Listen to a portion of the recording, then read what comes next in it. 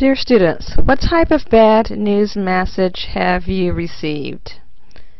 How did you know it was a bad news message? Was the bad news delivered in the first sentence? Was the first word in the first sentence your clue that it was bad news?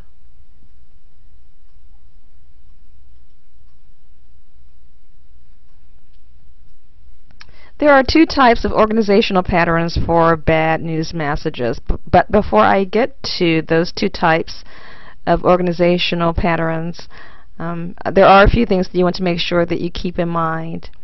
When writing a bad news message, avoid negative wording and personal language. So this information really does piggyback off the positive emphasis information and you attitude.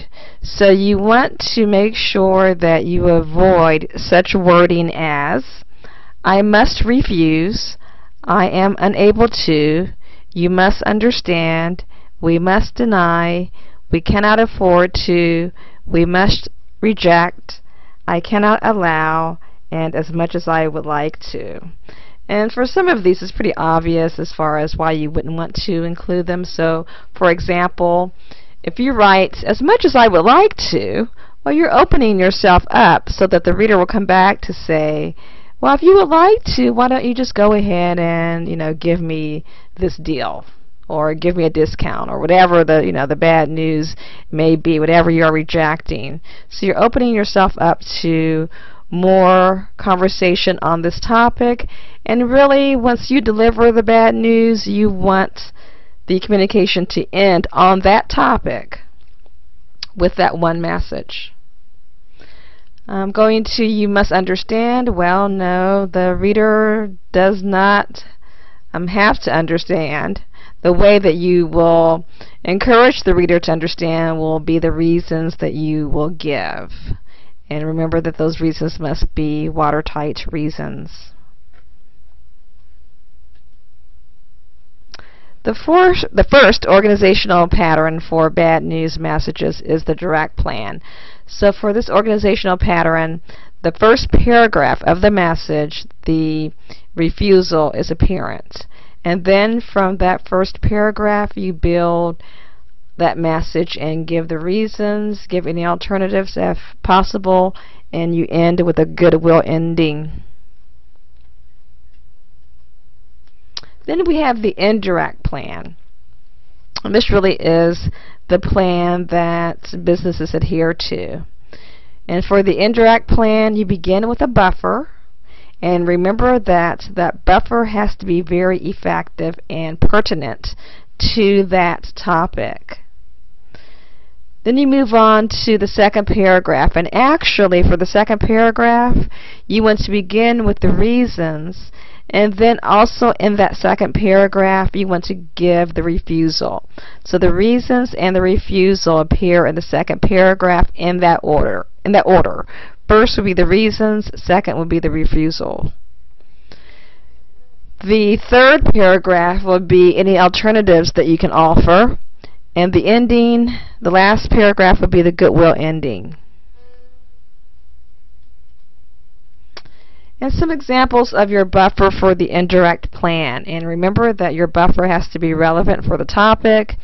Your buffer cannot be overly positive, because if it's overly positive, you are misleading the reader, and the reader is going to think this message is good news when indeed it is bad news.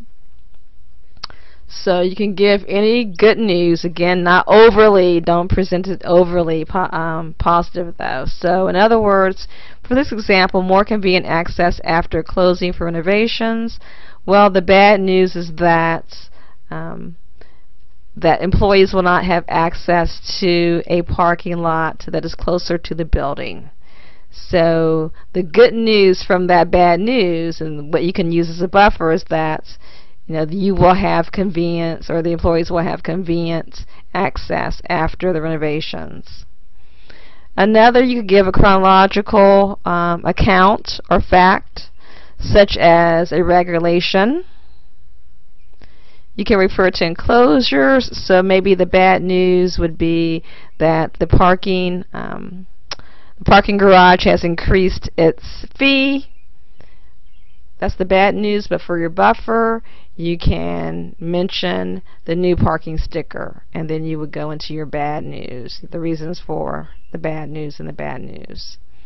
Another buffer could be to thank the reader for his or her action. So, for example, for setting up meetings, and maybe the bad news is that this person is going to be responsible for setting, all the meetings for the department from now on. And then we move on to state a general principle. And so the general principle here would be good drivers should pay less, but the bad news is that your insurance rate is going to go up. Okay, so these are some examples of buffers. Again, your focus here is that the buffer must be relevant to the topic. So it can't be anything from left field. It has to be relevant to the topic. And it cannot be overly positive.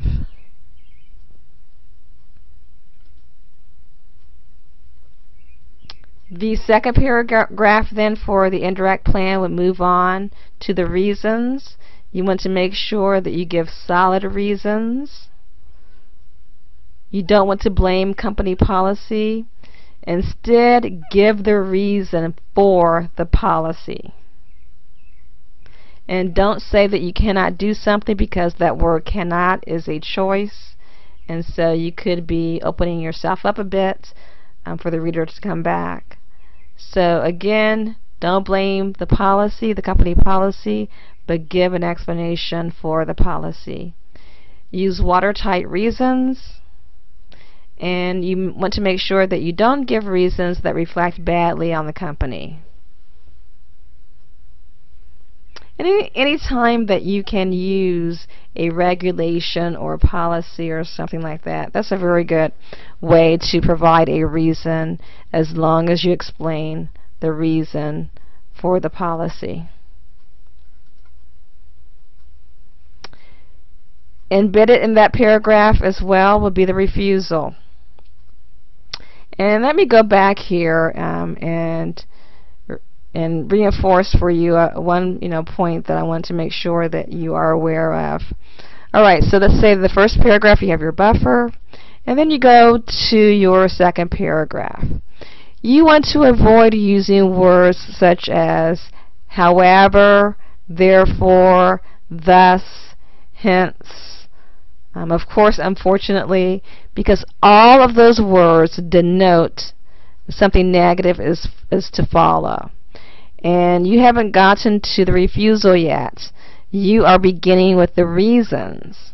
Okay, so make sure that you avoid those words. So you have the reason, then you go on to the refusal. You have your implied refusals. They're clear, but they are direct. So for example, instead of writing, you cannot rent for 1 month, and again that lacks positive emphasis and it lacks you attitude as well.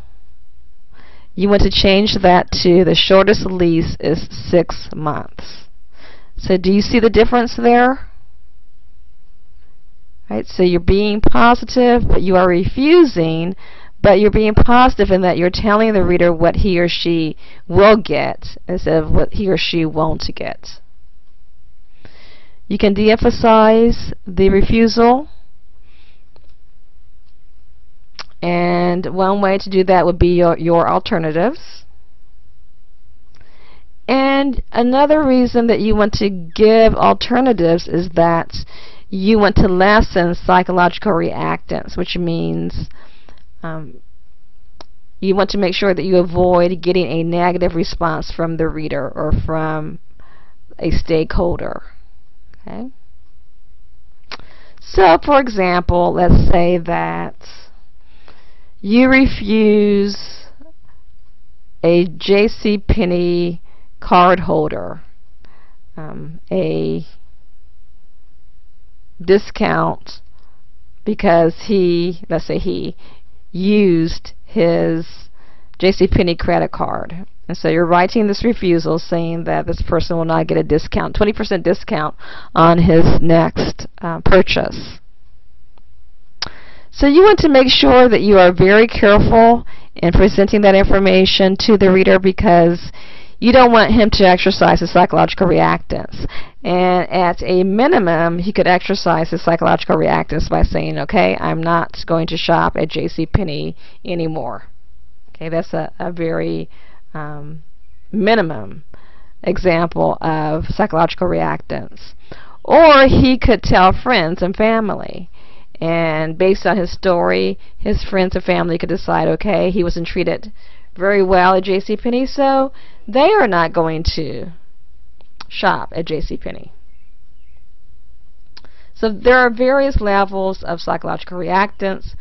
You could go as far as the word, I'm sure you've used, or I'm sure you've heard the word postal before, and meaning that years ago there was a rash of postal workers who would exercise psychological reactance. This is like the worst case of psychological reactance, in which employees would go back and terrorize their former colleagues or kill them. And so that is a huge, really bad example of psychological reactance. So it can come from minimal to the ultimate example of psychological reactance. So you want to be very careful when you give bad news to a stakeholder.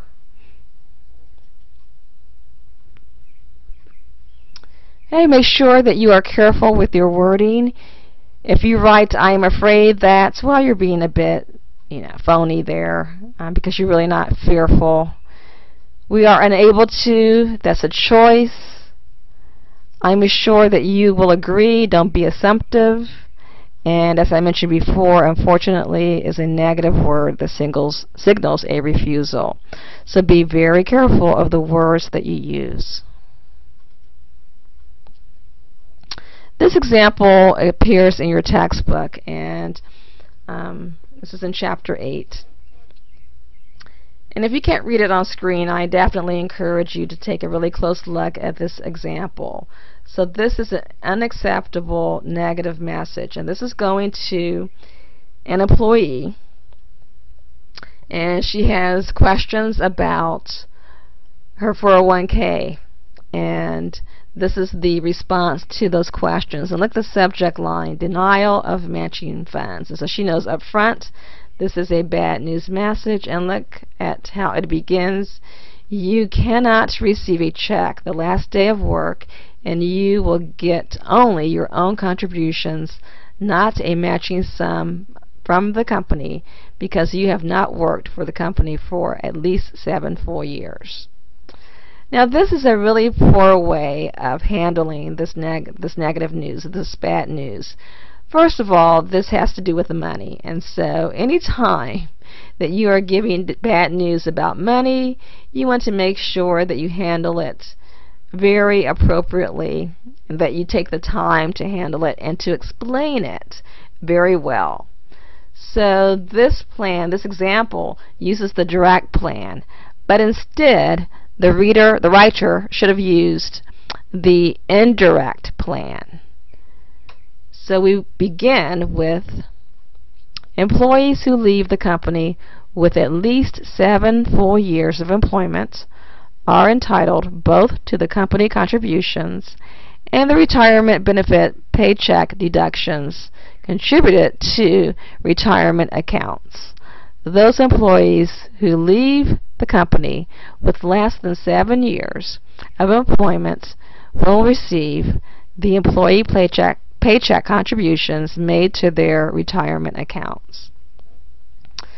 So this states pretty much, you can consider this definitely a buffer, and it states what applies to all employees. The previous example really lacks you attitude, even though you is used, but it almost blames the employee and singles the employee out, whereas this explanation goes over the policy, explains the policy, and the reader understands this applies to everyone, not just her. So read through both examples, compare the two examples and you will see that this is definitely the better plan. The indirect really is the better plan to use. You may say, well, I would rather know the bad news up front. Tell me the bad news and I can move on.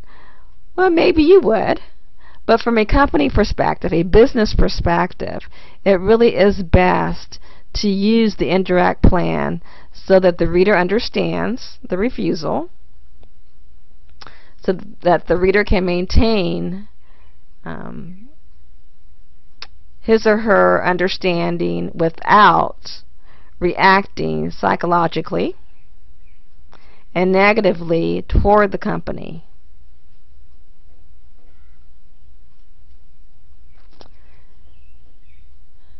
Now, for your bad news message, you should have gotten a hint from me with this podcast as far as which plan I think you should use, which plan I want you to use. And that's all I'm going to say about that.